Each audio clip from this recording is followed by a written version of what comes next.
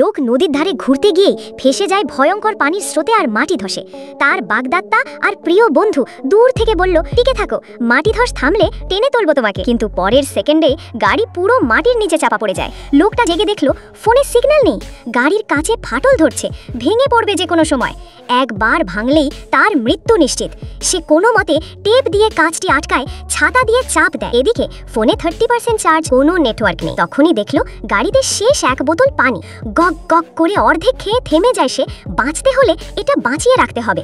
চিৎকার করে সাহায্য চাইতে গিয়ে অক্সিজেন কমে আবারও অজ্ঞান হয় সে। হঠাৎ রাতে উঠে শেষ পানিটুকু খেয়ে নেয়। এখন সে পুরোপুরি পানিহীন। হঠাৎ দেখে কাঁচের ফাটল দিয়ে পানি ঝরছে।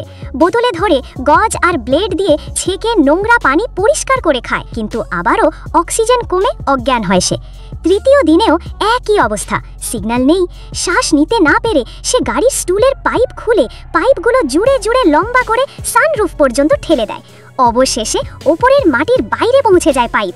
ঢাকনা খুলতেই বাইরের বাতাস ভেতরে ঢুকে সে বেঁচে যায়। কিন্তু ওদিকে উদ্ধারকারী 5 দল কিলোমিটার দূরে আর এক দল নিয়ে দৌড়াচ্ছে তার আরেক বন্ধু তাকে বাঁচাতে, কারণ সে তাদের টাকার গাছ, তাকে মরতে দেওয়া যাবে না। সবাই মিলে খুঁজতে থাকে 100 মিটারের এলাকার ভেতরে। কিন্তু তার প্রিয় বাগদত্তা আর বন্ধু বলল ও যেন কখনো বের হতে না পারে, কারণ সে যদি জীবিত ফেরে তাদের সব গোপন পরিকল্পনা ফাঁস হয়ে যাবে। গাড়ির ভেতর সে শেষ শক্তিতে চিৎকার করল, আমি এখানে, বাঁচাও, আমি এখনো বেঁচে আছি।